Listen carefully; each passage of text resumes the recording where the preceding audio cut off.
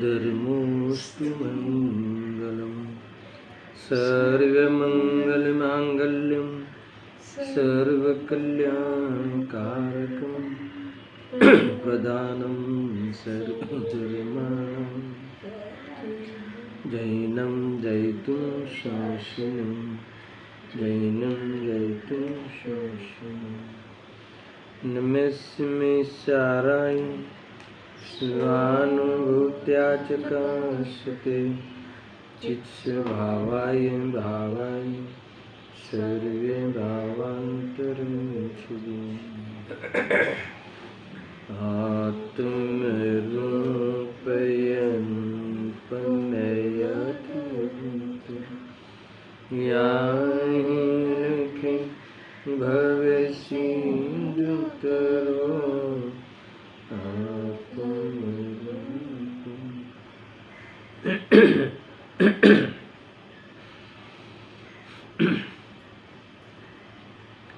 समय सार मोक्ष अधिकार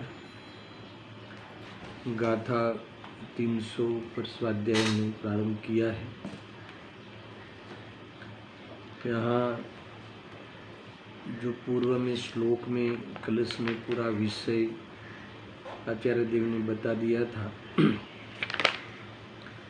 वहाँ ये कहा था कि चैतन्य का आत्मा का तो एक चिन्मय ही भाव है और जो अन्य भाव है वो वास्तव में दूसरों के भाव है। इसीलिए एक चिन्मय मात्र ही चिन्मय भाव ही ग्रहण करना, वही मैं हूँ ऐसा अनुभव करना, यानी सारी जिनवाणी का यही एकमात्र प्रेरणा है कि मैं चैतन्य स्वरूप ही हूँ ऐसा अनुभव करो, इसका श्रद्धान करो, ऐसा स्वसंवेदन अनुभव करो और उसी में ही आचरण करते हुए वर्तो। यही मुक्ति का एकमात्र उपाय है। अब इस बात को विशेष रूप से गाथा 300 में कहा है। टीका आज प्रारंभ करनी है। देखो, सब भाव जो पर किय जाने शुद्ध जाने आत्मा को, वह कौन ज्ञानी मेरा है यो वचन बोले। टीका प्रारंभ करते हैं। जो पुरुष पर की और आत्मा के नियत स्वलक्षणों की विभाग में पढ़ने वाली प्रज्ञा के द्वारा ज्ञानी होता है, कितना सरल है ना। विभाग में पढ़ने वाली प्रज्ञा के द्वारा ज्ञानी होता है, वह वास्तव में एक चिन्ह मात्र भाव को अपना जानता है और शेष सर्वे भावों को दूसरों का जानता है। समझ में आया ना? ये मूल बात है। क्या कहा, ये मोक्ष का अगर उपाय समझना हो, अगर मोक्ष के लिए जो प्रज्ञा का जो प्रयोग है, ये किस प्रकार से करना चाहिए वो हमें आवड़त होनी चाहिए। जैसे स्वलक्षणों के द्वारा आगे भी आया था, नियत स्वरूप का, नियत स्वलक्षण का अवलंबन करने वाली प्रज्ञा रूप साधन से आया था। आगे क्या कहा, नियत स्वलक्षण का अवलंबन करने वाली प्रज्ञा रूप साधन के द्वारा स्वपार का भेद विज्ञान करके फिर क्या करना, ये चैतन्य है सो ही मैं हूँ और बाकी जो प्रभाव है वो मैं हूँ ही नहीं, ऐसा अनुभव करना ही मुक्ति का उपाय है। आज भी पुनः कहा इस श्लोक में, बहुत इस टीका में, कि देखो फिर से पढ़ता हूँ, जो आत्मा यानी जो पुरुष पर की और आत्मा के नियत स्वलक्षणों में विभाग में पड़ने वाली प्रज्ञा के द्वारा ज्ञानी होता है। यानी जिससे सुख के भाव का स्वाद ले लिया हो, जिसने निर्विकल्प वितरागी होके जिसने शांति का अनुभव कर लिया हो, तो वह जीव अपने ही जीवन में सुनना जो अस्थिरताजन्य विकल्प आते हैं, उस विकल्पों को अपना क्यों मानेगा, अपना क्यों अनुभव करेगा, अर्थात उस विकल्पों के लिए है ना क्यों तैयार होगा, नहीं होगा। ऊपर से उससे जुदा अपने में ही स्वरूप में ही रहने का, जुड़ने का, बढ़ने का, स्थायी होने का ही उपाय में रत होगा। वो विकल्पों की पूर्ति में और उसकी पूर्ति करके दुखी होने के प्रसंग में वो नहीं दिखेगा, है ना। अर्थात तो वह उस विकल्प की पूर्ति के प्रसंग को उपाधि क्यों मानेगा, अर्थात उसी प्रसंग को करने लायक है ऐसा किसी को क्यों उपदेश देगा, नहीं देगा। समझा ना। भले वो विकल्प में दिख रहा है, मगर जिसने इसने शर्त रख दी ना, आचार्य देव ने शर्त रख दी कि जो है ना ज्ञानी होता है प्रज्ञा के द्वारा, कैसी प्रज्ञा के द्वारा, वेद ज्ञान की प्रज्ञा के द्वारा, विभाग को करने वाली, विभाग में पढ़ने वाली, विभाग में पटकने वाली, किसके नियत स्वलक्षणों के द्वारा स्वपर के विभाग में पटकने वाली प्रज्ञा के कारण जो ज्ञानी हुआ है, जिनकी सेंस क्लियर हुई है, जिसने वास्तव में सम्यक ज्ञान प्राप्त किया है, आत्मा का भान हुआ है, फिर वह उसी पर्याय में आने वाले रागादि भावों को, है ना, कर्मकृत भावों को यहाँ कहते हैं अपना क्यों मानेगा, अपना क्यों जानेगा, अर्थात उसी का उपदेश क्यों देगा। जब अपनी पूज्यता वितरागता ही है, तो फिर वितरागियों को पूजकर वितरागी हुआ जाता है, ऐसा क्यों कहेगा। समझा ना। स्वयं वितरागी हो वही अपनी पूज्यता है, वही वास्तव में जीव के लिए सुकूनदायी अवस्था है। तो फिर किसी वितरागियों की पूजा करके तुम वितरागी हो जाओगी, वितरागी पूजा करने का भाव आवे वो अलग बात है, मगर उनकी पूजन करने से तुम्हारा कल्याण हो जाएगा ऐसा क्यों बताएगा। समझ में आया कि नहीं। स्वयं भगवान बने तो ही मुक्ति मिलती है, ऐसा जब स्वयं ने अनुभव किया हो और उस कार्य का प्रारंभ कर दिया हो, वो जीव, वो ज्ञानी भगवान के शरण में बैठे रहने से मुक्ति मिल जाएगी, ऐसा गलत सुझाव क्यों देगा, नहीं देगा, है ना। ये जरूर है कि ऐसे जीव, भगवान बनने के प्रयोग में रहने वाला जीव पुरुषार्थ की कमजोरी के काल में भगवंतों के चरणों में दिखे जरूर, मगर वहाँ भी यही निर्णय करे अथवा यही जो प्रतीति है उसके आधार पे स्वरूप में ही जाने का उपाय रखे। वह जीव दूसरों को ऐसा क्यों कहे या स्वयं ऐसा क्यों माने कि भगवंतों के शरण में रहने से हमें उद्धार हो जाएगा, ऐसा नहीं होता। तो देखो ये बहुत बड़ी मनोविज्ञान स्थिति है, हमें समझना चाहिए। देखो, ऐसा जानता हुआ वह पुरुष प्रभावों को यह मेरे है ऐसा क्यों कहेगा। क्या जवाब दिया, नहीं कहेगा। कहने के लिए तो वास्तव में मतलब नहीं है, नहीं मानेगा, नहीं जानेगा, वो लेना है। कहेगा का अर्थ है कि वो क्यों ऐसा उपदेश देगा, वो क्यों ऐसा समझेगा, वो क्यों ऐसा। प्रभावों को प्रभाव जानो, आते हुए प्रभावों को स्वयं उसमें उलझा है ऐसा भी अनुभव करो, मगर वह सुलझने के लिए नहीं है, है ना। उससे हमारी संसार की आटी घुटी सुलझती नहीं है, उससे हमारी संसार की स्थिति कम नहीं होती है ना। वो हमें ख्याल हो तो फिर उन भावों का त्याग करने का उपाय करेगा कि उन भावों में रहने का उपाय रखेगा। सीधा हिसाब है। देखो, मैंने ये हजारों बार अपने स्वाध्याय में लिया हुआ है कि सबसे पहले फिर से एक बार और कह देता हूँ, 1001 बार, समझ है कि नहीं, कि शुभाशुभ भावों में उपादेय बुद्धि नहीं होती चतुर्थ गुणस्थान वाले, तो प्रारंभ है ना शुभाशुभ भावों में ही बुद्धि जिनके प्रकट हुई है ना, ये सबसे पहला प्रकरण है। इसके बाद अशुभ भावों का एकदेश अभाव होता है, स्वरूप के बल से स्वरूप में रहते हुए स्थिरता बढ़ाते हुए। फिर संपूर्ण पापों का अभाव होता है, पाप परिणाम का स्वरूप के में विशेष स्थिरता के द्वारा वो मुनि जीवन हो गया। इसके बाद फिर क्या करते होंगे, मान लो सारे पाप जिनकी छूट गए हैं, सारे पाप परिणाम का अभाव हो गया है, ऐसे मुनिराज को अभी जो पुरुषार्थ कर रहे हैं वो बताओ बेटा किस लिए करते हो। बहुत लॉजिकली है ना। अब मुनिराज को क्या करना है ना, ग्रह का त्याग है, गृहस्थ पने का त्याग है, वस्त्र पात्र आदि संयोग में नहीं है, राग भी नहीं है, व्यापार का व्यवहार का कोई परिणाम नहीं है।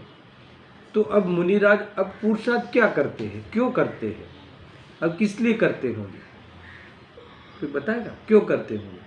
क्योंकि अभी भी इनको अभी कौन सा भाव आ रहा है, शुभ भाव, 28 मूल गुण के पालन रूप जीवन, और दूसरा उसके अंतर्गत होने वाले ये स्वाध्याय आदि प्रवचन आदि करने का भाव, शास्त्र लिखने का भाव, जिनवाणी की सेवा करने का भाव आता कि नहीं आता।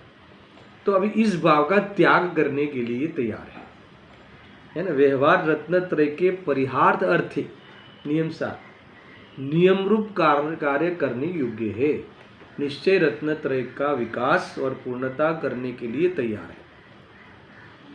तो एक बार ये बहुत नियम सार का जब मैंने प्रारंभ किया था, पहले लिया था ना शुरुआत में, तो ये बहुत चलाया था कि अभी इनको क्या करना है।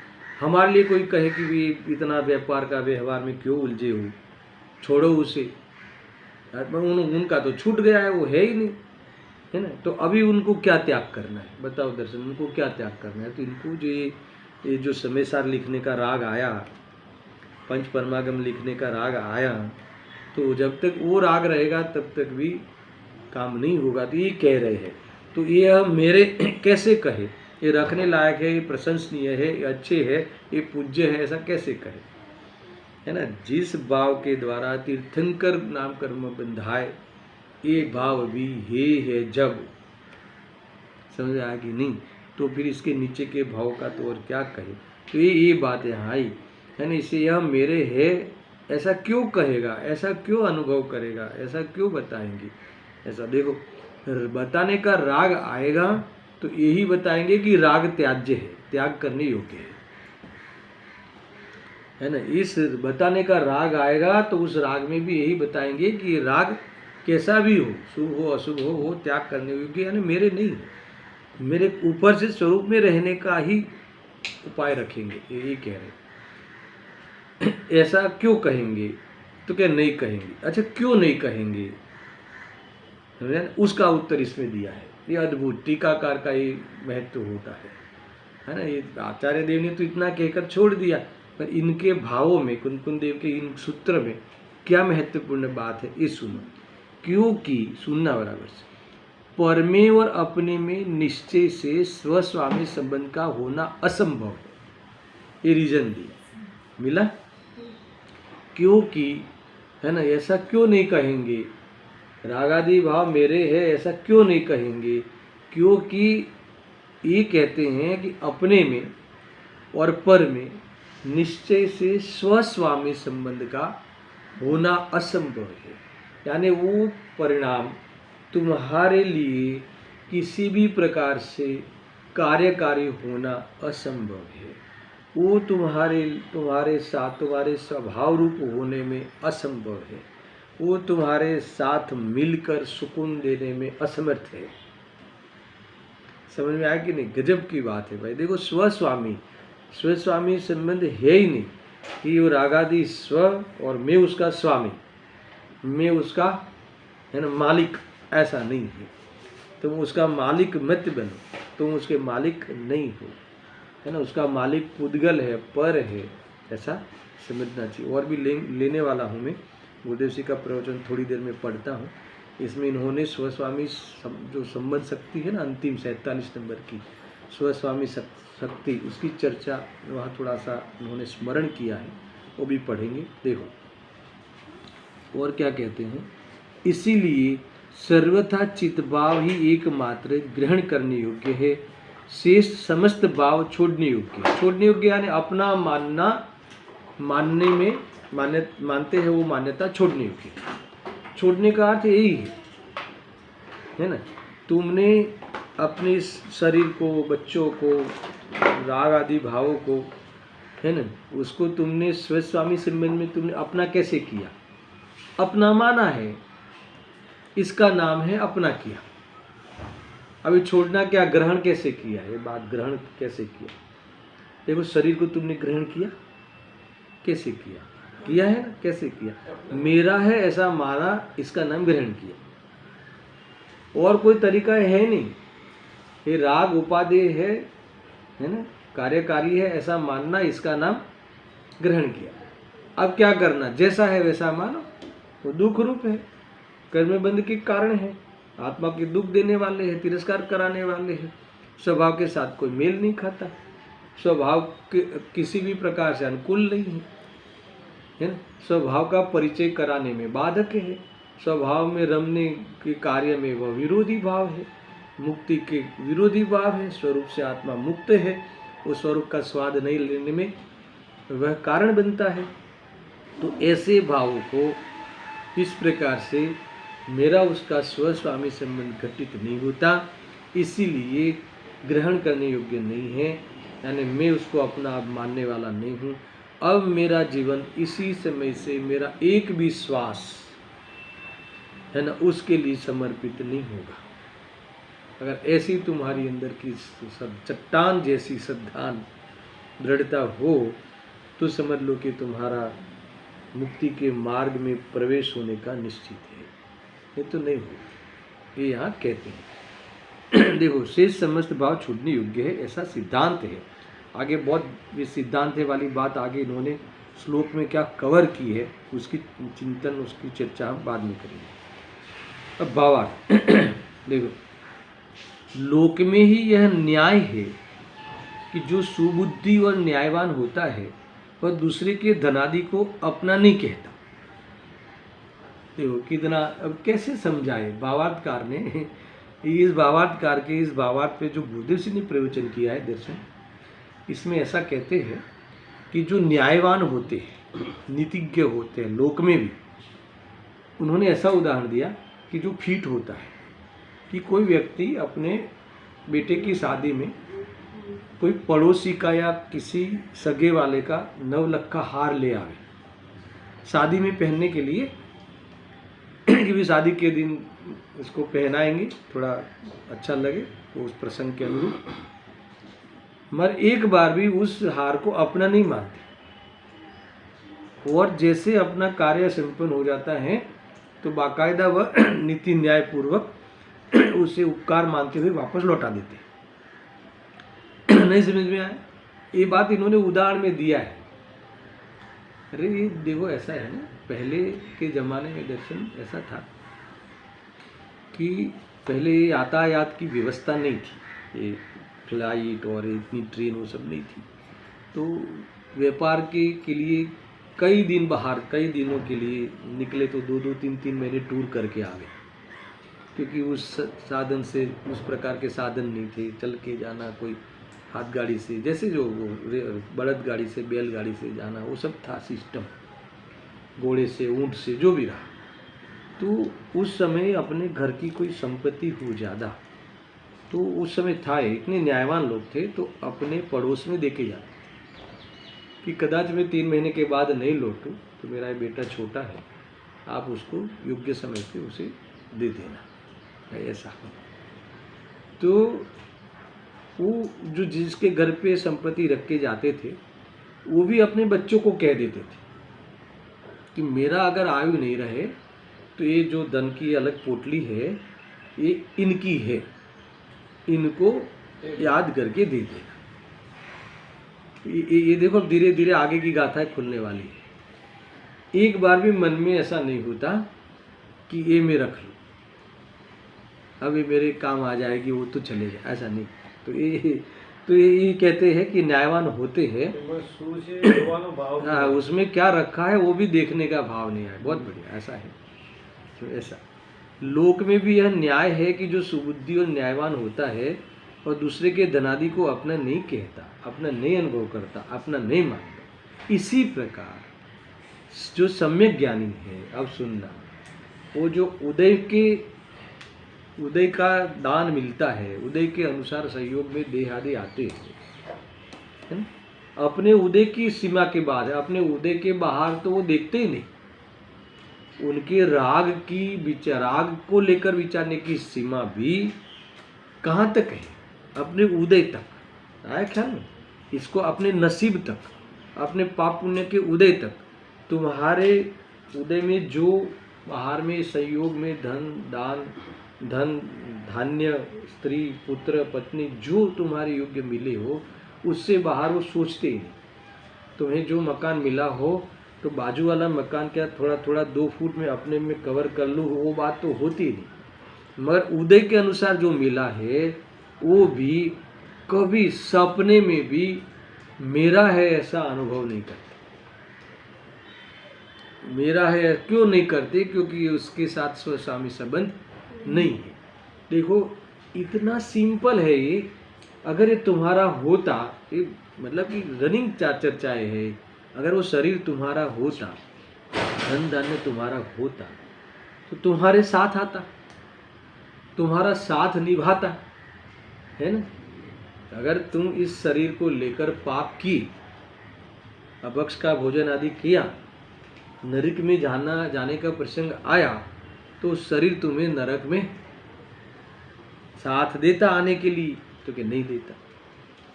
समझा? इसीलिए ये तुम्हारा किस प्रकार से तुम मानते हो अपना, तो ये है असंभव है ना? पर का कार्य करना असंभव है। गुरुदेव सिंह ने जो बहुत प्रवचन में लिया है ना, कि ये बोलने की क्रिया का कर्ता मैं और वाणी मेरी, है ना, ये वास्तव में असंभव है। देखो ये आत्मा इस आँख की एक पलक झलकारने के लिए भी असमर्थ है, असंभव है। ये आत्मा ये आँख की एक पलक झलकावे, ऐसा भी संभव नहीं। अब तुम कह रहे हो कि हम ये बनाते हैं, हम ये करते हैं, हम दुनिया चलाते हैं, समझ आ रहा है? दर्शन, जो पलक झलकी ना भी, ये पलक झलकाने के लिए भी आत्मा झलकावे असंभव है। समझ? क्यों? क्योंकि इसके साथ स्वस्वामी संबंध नहीं है, तुम्हारे सबके साथ व्यापकपना नहीं है, तुम्हारे साथ इसके बीच में, है ना, वास्तव में बहुत बड़ी दीवार है ना? ये ऐसा है, हो ही नहीं सकता। ये यहाँ कह रहे हैं, देखो समस्त परद्रव्यों को, हाँ, इसीलिए वह दूसरे के धनादि को अपना नहीं कहता। इसी प्रकार जो सम्यक ज्ञानी है वो समस्त परद्रव्यों को अपना नहीं मानता। तो अपना किसको मानता है? जो अपनी चीज़ है उसको अपना मानता है। क्या है अपनी चीज़? निज भाव क्या है? चैतन्य में आया ना। आत्मा, कितनी जोरदार बात आई थी, है ना? आत्मा चैतन्य का तो एक चिन्मय मात्र ही भाव है, एक चिन्मय ही भाव है। ये तुम्हारी पहचान है, तुम्हारी संपत्ति है, ये तुम्हारी वस्तु है। ये चैतन्य भाव, चिद भाव, ज्ञाता दृष्टा भाव, ईश्वर भाव, है ना? ये तुम्हारी वस्तु है, तुम्हारे से अभेद है, तुम उसके स्वामी हो। ये बात यहाँ आई। देखो इस निज भाव को ही अपना जानकर ही ग्रहण करता है। अपना जानकर भी ग्रहण करना है, मानना, अनुभव करना। यहाँ तक भावार्थ वाली बात आई। मैं साथ में गुरुदेव सिंह के प्रवचन में जो जो इन्होंने बातें याद करी है, तो वो थोड़ा सा ले लेता हूँ। देखो निकालो, 18वीं बार का प्रवचन है। प्रवचन रत्नाकर भाग 8 है, गुजराती है मेरे पास। थोड़ा सा 1-2 पैराग्राफ में पढ़ता हूँ, अच्छा लगेगा। इन्होंने तो इतना कई बातें कह देते हैं, ज़्यादा करके उनका जो फोकस है ना, वो जिस भाव को लेकर हम, है ना, भिन्न मानने तैयार नहीं होते। देखो क्रोध का, पाप का, मायाचारी का, उससे तो हम नहीं वो मेरे नहीं होते ऐसे दूषण। मगर कभी दया दान व्रत आदि को, है ना, वो मेरे नहीं है, ऐसा कहने में बहुत ताकत लगती है, ऐसा समझने में, ऐसा मानने में बहुत ताकत लगती है। कहने में कह भी देवे मगर ऐसा मानने में बहुत ताकत लगती है। वीर्य चाहिए, सत्य को स्वीकार करने के लिए वास्तव में बल चाहिए, स्वलक्षण का बल चाहिए। आया ख्याल, बहुत बड़ी बात है। इसलिए गुरुदेव जी ने ज़्यादा करके उसी पे फोकस किया। ये हो ही नहीं सकता है ना, तुम दया दान व्रत आदि को मानकर उसके फल की वांछा, उस परिणामों में मान की वांछा, उस परिणामों में थोड़ी कसाई की मनता में आकुलता कम होवे तो शांति का है ना, संतुष्टि पने का भ्रम पालना, ये सारा कार्य खोटे खोटे काम ये जीव ने अनंत बार किया। मैंने कल वो वाला लिया था लौकिक में, तो थोड़ी इसमें 1000 किट दे देवे, बड़ी बड़ी मेडिसिन सप्लाई कर देवे फ्री में, तो इसको लगता है कि ये दूषण है, ऐसे कैसे लगे। मोक्ष मार्ग के लिए उसमें उपादेय मानना और उसमें ही रहकर जीवन बिताना, वो मोक्ष मार्ग के लिए विरोधी भाव। मुक्ति को प्राप्त नहीं हो, क्या होगा, ज़्यादा से ज़्यादा क्या होगा, स्वर्ग में जाओगे। स्वर्ग में क्या होगा, स्वर्ग में तुम्हें और भोग की सामग्री का अर्थात तो अंदर में है ना, भोगने के लिए और व्यवस्था मिलेगी। तो इसमें क्या होगा है, तो इसमें तो और इसकी अंदर में आग बढ़ेगी, ऐसा ही होगा। ये बातें यहाँ कही है। देखो पेज नंबर 464, फिर एक दो पैराग्राफ लेता हूँ। ये इस बात को भी इन्होंने याद किया है, मुझे तो इतना बताना है। देखो हा मिला, तीसरा पैराग्राफ। अनंत शक्तिओ गुण जेमा वसेला छे ते अभेदिक चेतन मात्र वस्तु भगवान आत्मा छे। ठीक है, इसमें कोई समझाने की जरूरत नहीं है, यही मैं हूँ। आवा पोताना स्वरूपनो जे रागथी भिन्न पड़ी अनुभव करे छे ते ज्ञानी धर्मी छे। ते धर्मी जीव शुद्ध एक चीज मात्र भावने स्वपणे अनुभवे छे, बाकीना भावोने ते पर भवे जाणे छे। ये भावोने पर जाने छे, लो आ धर्मी अने आओ धर्म, बस इतना कहा। इसमें तो कोई प्रॉब्लम नहीं है। ये अनंत गुण जो है वो वास्तव में कहाँ बसे हुए हैं। मैं शक्तिवान हूँ, हर पदार्थ शक्तिवान है, इसलिए मैं एक पदार्थ हूँ, मैं एक द्रव्य हूँ, इसीलिए मैं भी शक्तिवान हूँ। और शक्तिवान नहीं होता तो मेरा नाश हो जाता, ऐसा समझ में आया ना। ऐसा मैं भगवान आत्मा हूँ।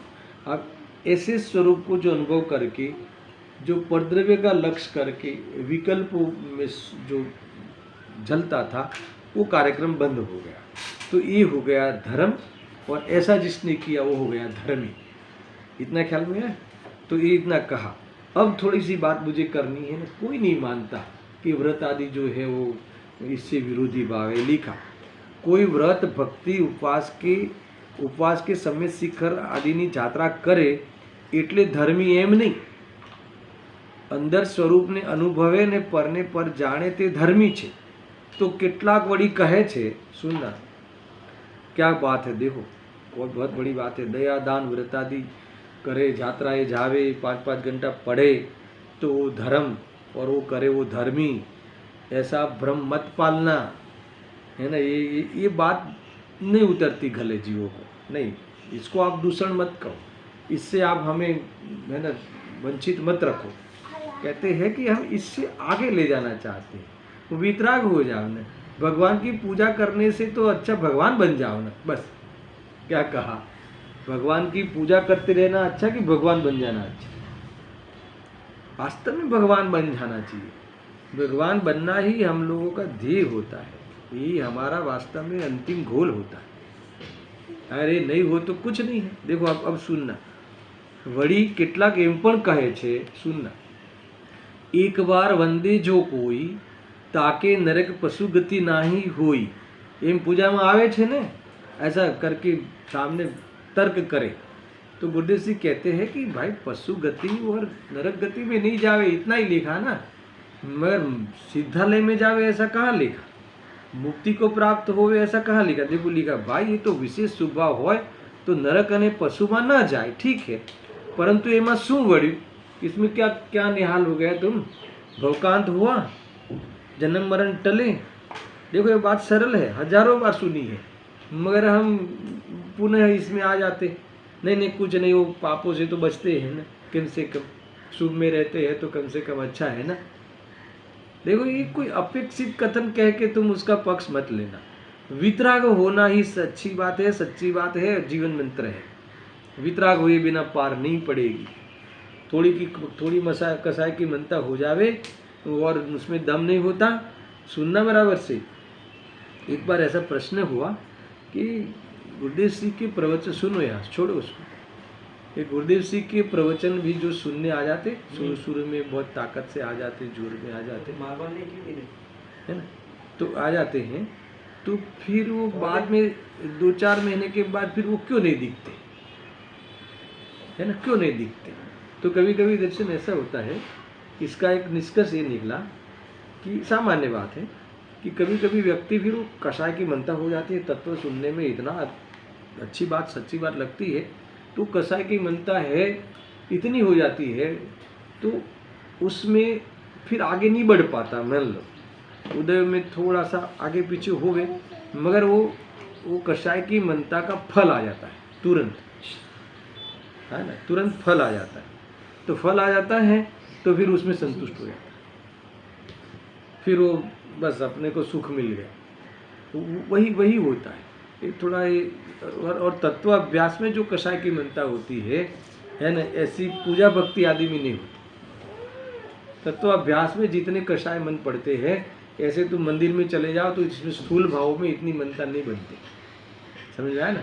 तो इसका फल उसी भाव में आ जाता है, उसमें वो कोई आत्मा में जाने का तो उसका उद्देश्य है ही नहीं, इसलिए उससे थोड़ा पुण्यहीन बढ़े, स्थिति कम पड़े तो उसी भाव में उदय में आ जाए, उसी भाव में उदय में आ जावे तो फिर वो संतुष्ट हो जावे, वापस गायब हो जावे, ऐसा होता है। तो ये कहते हैं कि इसमें कोई देमासु बड़ी भवनो अंत आव्यो, समझ में आया कि नहीं। ये तो तृष्णा बढ़ाने वाला मैटर हो गया। तुम्हें थोड़ा बाहर में वो और व्यवस्था मिल गई तो अब तृष्णा और बढ़ती। मान लो लॉकडाउन में या तुम्हारे मन से तुमने दर्शन ने थोड़ा स्वाध्याय आदि बहुत बढ़ाया, किया जो भी किया, और कसाई की मनता हुई, और फिर थोड़े ही काल में तुम्हें बाहर में अनुकूलता मिलने लगी, व्यापार चलने लगा, और पुण्य तो अपनी स्थिति बता बनाएगा ना। फिर हमें क्या लगता है, हमारा फिर उसमें वापस उसमें हम गुम हो जाते, और हमारे फिर वहाँ और क्या बढ़ता है बोलो, समझ में आया ना। तो यही है, अंदर में चित्त में वो भोगों के भोगने की भावना ही बढ़ती है, वितरागता नहीं आती, वैराग्य नहीं आता, ये समझना, ऐसा है। देखो गुरुदेव ने लिखा है, देखो भाई, ये तो विशेष स्वभाव हो तो नरक અને પશુમાં ન જાય, પરંતુ એમાં શું વળી, इससे क्या निहाल हो गया, એમાં ભવનો અંત क्या આવ્યો। वड़ी कोई तो एम कहे છે सुनना, ऐसे लोग होते हैं, ऐसी मूर्खता करते हैं कि सम्यक शिखરમાં જે વનસ્પતિ થાય છે તે પણ પરિત સંસારી હળુ કર્મી હોય છે। क्या कहा इसका, थोड़ा मैं हिंदी करता हूँ क्योंकि ये हिंदी भाषा भी सुनते हैं ना। हड़ू कर्मी क्या है, ऐसा ये कहते हैं कि कई लोग ऐसा मानते हैं कि शिखर जी गए और मरण हो गया, या इस भक्ति करते करते चले गए, तो सम्यक शिखर जी में अगर वनस्पति भी हो जाए, एक इंद्र भी हो जाए, तो कहते हैं कि ऐसा प्रभाव होता है वहाँ सिद्धवस्था पाने वाले जीव बहुत जाते ना वहाँ, तो क्या ऐसा प्रभाव मिलता है कि उस एक इंद्रिय जीव के भी कर्म कैसे हो जाए, हल्के हो जाए, स्थिति कम पड़ जाए, कम हो जाए। तो इतनी मूर्खता, एक इंद्रिय बनने तैयार होता है जीव। अब देखना क्या कहते हैं गुरुदेव जी, अरे भाई क्षेत्रनी साथे शू संबंध है, अरे तू सम्यक शिखर में पेड़ बन जाए तो क्या उससे तेरा क्या निहाल हो जाएगा, इससे सोचने का अवसर भी तो चला गया। एक इंद्रिय जीव का ज्ञान की, वर्तमान ज्ञान की पर्याय की दुर्दशा तो देखो। ऐसा जहाँ सिद्ध भगवान विराजे छे, तुम जहाँ सिद्ध क्षेत्र तो छोड़ दो, तो जहाँ सिद्ध भगवान साक्षात विराजते हैं सिद्धालय में, अब सुनना है ना, ત્યાં એના પેટમાં અને ઉસી ક્ષેત્ર में अनंत काळे कदी मोक्ष नहीं जवा वाला जीवो पण होय छे। देखो सबसे सुख में टॉप पे है, और जो दुख में टॉप पे है, ऐसे निगोदिया, ऐसे केंद्र जीव वहाँ पे बसते हैं, अनंत बसते हैं वहाँ पे। और देखो अनंत काल कभी भी जाने वाले नहीं है, वैसे भी वहाँ रहते हैं। तो क्या प्रभाव कर लिया उन सिद्ध भगवान के सहयोग में रहकर, क्या हो गया, कुछ नहीं हुआ। ऐसा देखो जे मुक्ति शिला पर भगवान सिद्ध बिराजे छे, ત્યાં એ જ ક્ષેત્રે બીજા આનંદ નિગોદના જીવ પણ છે, બધાનું ક્ષેત્ર એક હોવા છતાં ભાવે દરેકને ભિન્નતા છે. નિગોદના જીવ પ્રત્યેક અનંતા દુઃખને અનુભવે છે, જ્યારે સિદ્ધ ભગવંતો અનંત સુખને ભોગવે છે. આમ પર ક્ષેત્રની સાથે આત્માના ધર્મને કાંઈ સંબંધ નથી, कोई संबंध नहीं है. इसीलिए ये भाव बढ़िया है. भाव एक वितरागता के अलावा कोई चीज़ बढ़िया नहीं है दुनिया में मेरे लिए. अपने लिए एक वितराग भाव, और वितराग भाव वितरागी स्वरूप जो मेरा है उसके आश्रय से मिलता है. देखो ये बात बहुत बार सुनी, मैं गुरुदेव थकते नहीं. इसी प्रवचन में भी ये बात हजारों बार नहीं लाखों बार प्रवचन में आई होगी. देखो हाँ, अब कहते हैं जो कहे छे ये तो भाषा लीधी छे कहे छे एम, पर कहने की बात नहीं है. क्या कहते सुना एनो अर्थ के ते परभावोने आ मारा छे एम केम माने. खाली ज्ञानी कहते नहीं, खाली कहकर रह जाने वाले अज्ञानी बहुत देखे. नहीं ये रागादि भाव मेरे नहीं है, चैतन्य भाव मैं हूँ, ऐसा कहने तक की सीमित सीमा नहीं रखना. इसलिए गुरुदेव ने याद किया खाली कहने की बात नहीं है. ये परद्रव्य मेरे कैसे मैं मानूं, रागादि भाव को मैं मेरा कैसे कहूँ, नहीं मैं कैसे मानूं, है ना. वो अपना मानते नहीं, ये कह रहे हैं. देखो आ मारा छे एम केम माने, है ना. जेने रागथी भिन्न सुचेतन मात्र भगवान आत्मा ने अनुभव्यो. मूल बातें है, ताकत की बातें हैं कि वो क्यों माने अपना रागादि भाव को, जिसने अपनी चीज मिल गई. मुझे अपना घर मिल गया, फिर टेम्पररी रहने के लिए मुझे घर मिला था, वो मैं क्यों रखूं, मैं अपना क्यों मानूं, मैं अपना क्यों कहूं. समझ में आया ना ये बात है. अब मेरे अपना अगर मैं भूल गया था, मुझे मिल गया, ऐसा है ना. તેથી જ્ઞાની પુરુષ વ્યવહારના રાગને પોતાનો કેમ માને, ન જ માને, है ना. કેમ કેમ क्यों, तो देखो कहते हैं કારણ કે પરને અને પોતાને નિશ્ચયથી સ્વસ્વામી સંબંધનો અસંભવ છે. શું કહ્યું ये. अब ये बात कह के 47 शक्ति की बात यहाँ कही है, इतना मुझे बताना है. देखो શુદ્ધ ચેતના સ્વભાવ તે પોતાનું સ્વ અને પોતે આત્મા તેનો સ્વામી એમ સ્વસ્વામી સંબંધ છે. પણ રાગ પોતાનું સ્વ અને આત્મા તેનો સ્વામી એમ નથી. પરભાવોનો સ્વામી પર છે, આત્મા નથી. હવે જેની સાથે સ્વસ્વામી સંબંધ નથી તેને જ્ઞાની પોતાના કેમ માને. अब इन्होंने 47 शक्ति को इस पैराग्राफ में याद किया. देखो સમયસાર પરિશિષ્ટમાં 47 શક્તિઓનું વર્ણન કર્યું છે. તેમાં છેલ્લી સ્વસ્વામી સંબંધ શક્તિ, नाम तो खाली संबंध शक्ति है वहाँ, पर इसमें संबंध शक्ति में स्वस्वामित्वपना उसका भावासन कराया है ना. कर्ता करण आदि अधिकरण आदि षटकारक है ना. देखो जो कारक है ना लोक में व्याकरण में, जो एक संबंध नाम का भी कारक है वहाँ, एक कारक और भी एक 8वां कारक, 8 कारक संबोधन. हाँ, संबोधन और एक संबंध, ऐसा करके व्याकरण की भाषा में जोड़ते हैं. वास्तव में वो संबोधन कोई कारण फारण नहीं है, व्याकरण की भाषा भले हो. तो यहाँ कारक में नहीं लिया, इसको अलग से संबंध नाम की शक्ति ली कि भी तेरा संबंध किससे है, मेरा संबंध मेरे से है. आगे जाके कहते हैं कि वास्तव में तो मैं स्व और मैं मेरा स्वामी, ये भी विकल्प का कोई मतलब नहीं है, वो तो मैं ही हूँ. आगे बोलने वाले देखो છેલ્લી સ્વસ્વામી સંબંધ શક્તિ છે ને, જે શક્તિના કારણે પોતાના દ્રવ્ય ગુણને નિર્મળ પર્યાય પોતાનું સ્વ છે અને પોતે આત્મા તેનો સ્વામી છે, એવી સ્વસ્વામી સંબંધ શક્તિ છે. क्या कहते हैं देखो ऐसी बात है ना. देखिए मैं स्व और मैं ही मेरा स्वामी, इसमें भी दो चीज़ें नहीं है, मैं ही मैं हूँ. देखो ऐसा है ना, जो इकलौता बेटा होता ना, सुनना बेटा, इकलौता बेटा हो किसी का तो वो कैसी रजूआत करता है, कैसे अपने को अपना परिचय देता है कि भाई मैं ही मेरा बड़ा भाई, मैं ही मेरा छोटा भाई और मैं ही मेरी बहन. समझ यार, यानी वास्तव में मैं ऐसा इकलौता हूँ, ऐसा परिचय देता है, मैं ऐसा इकलौता हूँ. यानी ये ज्ञान ही मेरा स्व और ज्ञान ही मेरा स्वामी. यानी मेरा कोई राग आदि, मेरा कोई दूर दूर का भी स्वामी नहीं, मेरे में कोई गंध नहीं, मेरे लिए राग कुछ नहीं है. इतनी ताकत राग आदि भाव कुछ नहीं है. जब तक तुम्हें आते हुए भावों के साथ इतना तुम्हारा अगर परायपन नहीं होगा, तब तक तुम उस राग से चोटे रहोगे और उसके लिए तुम्हारा जीवन नरक बन जाएगा. साक्षात नरक बन जाएगा। नरक में जब जाओगे तब जाओगे। नरक यानी यही तो है। ये देखो सारा जीवन कैसे चल रहा है सबका, ये है ना, ये सब। ये देखो, ये हमें ऐसा लगता है कि ये पंचम काल में किस चीज़ की प्रामाणिकता, किस बात की प्रामाणिकता। ऐसे जीव आते ही नहीं है ज़्यादा करके, कुछ होते उसको आप गौण करना है ना। यहाँ कोई वास्तव में ये बहुत बातें चली ना, सामान्य बातें है ना, कि भी नहीं ये वाला वैक्सीन अच्छा, ये वाला वैक्सीन अच्छा, इसमें ये वाली, इसमें तो अभी ये प्रॉब्लम है। तो कोई भी जहाँ कमाने की बात हो, जहाँ राग हो, जहाँ लोभ हो, वहाँ प्रामाणिकता नहीं मिलती। और पंचम काल में तो इसकी अपेक्षा ही नहीं रख सकते। वास्तव में हमें हमारा भरोसा पंचम काल पे नहीं करना है। पंचम काल हमें नहीं नड़ता, हमारा भरोसा हमें स्वभाव में, मैं स्व मेरा स्वामी में, बस इस पे रखना है। देखो ये पंचम काल में इस क्षेत्र में दर्शन है ना, ये आना वास्तव में अच्छी बात नहीं है ना।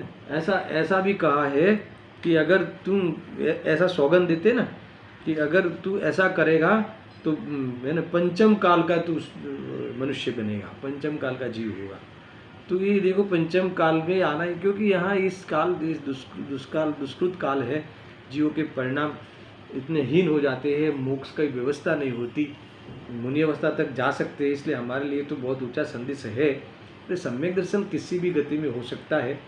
मगर ये कहने का अर्थ है कि हम इस काल में कहीं अपेक्षा नहीं रखें, कहीं भी किसी भी काल में समूषण में भी भगवान की अपेक्षा नहीं रखें, क्योंकि मेरा उनके साथ स्व स्वामी संबंध नहीं है। साक्षात सिमंदर भगवान के समूषण में भी ये तुम्हें वास्तव में मोक्ष दिला देंगे, ऐसा नहीं हो सकता।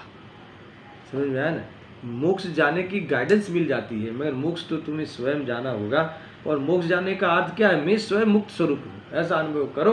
ये दृष्टि मोक्ष तुम्हारा मोक्ष जाने का प्रारंभ हो गया, बात खत्म। इतना है, देखो मैं ही मैं हूँ, बस इस प्रकार से इन्होंने यहाँ ये बात यहाँ कही है। और सुनो, देखो धर्मी पुरुष आ स्त्री पुत्र आदि महाराज है एम कदी मानता नहीं। सुनना बराबर। केम के परद्रव्य ने परभाव साथे आत्मा ने स्वीस्वाभी संबंध हो असंभव है, संभव ही नहीं है। अरे देखो, ये कई बार ऐसे वैराग्य लाने के लिए कहते ना, बहुत सिंपल है बेटा, सुनना। वैराग्य लाने के लिए कहते ना कि तुम पाप करते जा रहे हो, इतना पाप करते, क्यों करते हो पाप? व्यापार में झूठ बोलना, ये करना, खोटा करना, ये सब चोरियां करना करते हैं लोग। तो कोई समझाता ना, कोई बुजुर्ग आदमी, क्या करते हो है ना, क्या साथ में आएगा? तो वो क्या कह रहा है कि नहीं ये मेरे अपने फैमिली कुटुंब के लिए। तो उसे कहते कि तेरे कुटुंब में जाके एक बार सबको पूछ कि एक हमें ज्ञानी मिले थे, इन्होंने कहा है कि इसका फल तुम्हें नरक है, तो मैं आप सबके लिए कर रहा हूँ, तो आप नरक के लिए साथ में आओगे क्या? पूछना जरा, आज सबको पूछ लेना, कौन तैयार है जरा कहना। नहीं हम तो नहीं आएंगे, आप जाना। तो फिर किसके लिए? ऐसा कह के भी पाप छुड़ाते। ये ऐसा है ना, इसलिए कोई किसी का होता ही नहीं। ये तो बहुत कुछ वैराग्य वाली बातें हम अपने शास्त्रों में भरी पड़ी है। स्थूल उदाहरण भी देते हैं, सूक्ष्म उदाहरण भी देते हैं, कोई किसी का है ही नहीं। देखो आध्यात्मिक जितनी सूक्ष्मता, लॉजिकली बात, कोई क्यों तुम्हारा होवे, तुम क्यों किसी का होवे, तुम क्या तुम्हारे में कमी है, किसमें क्या कमी है कि कोई एक दूसरे का होवे? अरे सब अपने द्रव्य गुण पर्याय से परिपूर्ण है, कहीं किसी के लिए कोई लेना देना है ही नहीं, है ना। बस जगत का ये बहुत ही उत्कृष्ट और बहुत ही सुंदर और अद्भुत स्वरूप, तो उस स्वरूप को एक बार देख लो। ये थोड़ी सी बाहर की ये जो रामायण और राग आदि के परत के पीछे है ना, एक तरणा के होते पूरा समुद्र है, ऐसा कहते ना। मान लो कि आँख में थोड़ी सी कोई फोड़ी या थोड़ी सी कोई चीज़ आ जाए तो पूरा समुद्र ढक जाता है, यानी दिखता नहीं। तो इतना हट जाए तो पूरा समुद्र दिखे। इसलिए राग की इतनी कणिका ये अंदर का आनंद का सागर के पास पहुंचने में बाधक होता है। एक बार उससे पीछे उल्लंघन करके देखो, है ना, अपनी चेतना जिसका उल्लंघन नहीं करती, ऐसे ज्ञाता दृष्टा बन के देखो, अनंत सुख का सागर तुम्हारे स्वाद में आएगा, एक समय में स्वाद में आएगा। निरंतर तुम्हें स्वाद में आएगा, विशेष रूप से स्वाद में लेकर तुम सिद्ध बन जाओ। यही तुम्हारे लिए एकमात्र पैगाम है, ऐसा कहा है। देखो, ધર્મી પુરુષ આ સ્ત્રી પુત્ર આદि મારા છે એમ કદી માનતા નથી, કેમ કે પરદ્રવ્ય ને પરભાવ સાથે આત્માને શ્રી સ્વામી સંબંધ હોવો અસંભવ છે, હે નહીં? અરે લોકો તો આ મારા ભગવાનને, આ મારા ગુરુને, આ મારા શાસ્ત્ર એમ કહે છે, પરંતુ ભાઈ પર વસ્તુને પોતાની માનવી એ तो स्थूल अज्ञान। मेरी मानने का अर्थ क्या? वो मेरे लिए लाभदायी है। कहाँ, कौन सा लाभ दिया? तो मोक्ष ले जाते क्या? नहीं ले जाते। केम के आत्मा में पर चीजનો ત્રણે કાળે અભાવ છે, પોતાને ને પરને સ્વ સ્વામી સંબંધ હોવો સદાકાળ સંભવ છે। देखो ये गुरुदेव श्री तो इसके दूसरे पैराग्राफ में अंत में कहते हैं वो कि परद्रव्य का तू करता ये वाणी, ये देखो ये शरीर की क्रिया मारी ने बोला ते वाणी मारी, ये बात तो क्या दूर रह गई, केम के ये तो प्रगट पर छे। बोलना कुछ है, बोला कुछ जाता है, कभी तो बोलने का बन ही नहीं पाता, होता कि नहीं होता? अरे तू वाणी का करता है ही नहीं, ये सुनना और अंदर में जो दयादान व्रत भक्ति आदिना भाव उत्पन्न थाय छे, ये पण पर छे। व्यवहार रत्नत्रयना विकल्प पण पर छे। देखो इतनी बात है कि देखो ये शरीर आदि तो पर है, ये तो स्थूलता में पता चलता। फिर कहते हैं कि रागादि पर है, इसमें भी कोई दम नहीं है, मगर जो पराया ज्ञान है ना, परलक्षी ज्ञान, भावेंद्रिय है ना, 31वीं गाथा और बनारसी दास की चिट्ठी याद कराई है कि पर सत्तावलंबी ज्ञान, पर की संगति वाला करने वाला ज्ञान, जानने रूप ज्ञान है, वो उस अपेक्षा तो स्वभाव मेरा है, मगर पर का साथ लेवे तो उसमें भी आत्मा नहीं प्राप्त होता, इसलिए वो भी पर है। ये अपन ने पूजन में भी बोलते हैं ना, देखो, अरे मिट्टी की काया बीच महकता चिन्मय भिन्नयति। क्या कहा? मिट्टी की काया के बीच भगवान आत्मा भिन्न है, वो तो समझ में आ गया, मान लो एक बात बुद्धि में बैठ गया। तो क्या कहते हैं? शुभाशुभ की झड़ता तो दूर, पराया ज्ञान वहाँ पर की। शुभाशुभ की जड़ता ये भी समझ में आया कि पाप पुण्य तो दूर, मगर ये तेरे ये समझने के लिए जो परलक्षी ज्ञान है ये भी तेरे आत्मा की शांति को नहीं देता। यानी अब तू समझ कर स्वरूप में समझ, वितरागी हो जाए, समस्त ज्ञान अपने में लौटे, समस्त ज्ञान कसाई रहित जानने रूप पर्ण में, यही एकमात्र जीवन के लिए सुखी होने का उपाय है, यही मोक्ष का कारण है, अरे यही मोक्ष रूप है। ये यहाँ बहुत बढ़िया बात कही है। इस प्रकार से गुरुदेव जी के प्रवचन के आधार से भी हमने ये बात नक्की कर ली, क्या कि एक चैतन्य मात्र हूँ, वही मैं हूँ, ऐसा ग्रहण करो, बाकी के सब सारे भाव पर भाव है।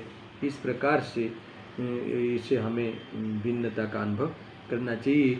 अभी कल इसी बात को लेकर नहीं, कलश से पहले मैं तात्पर्य वृत्ति हिंदी जो है वो मैं कल पढ़ूंगा। इसके बाद इसी बात को लेकर बहुत अद्भुत कलश लिखा है, इसकी चर्चा हम कल करेंगे।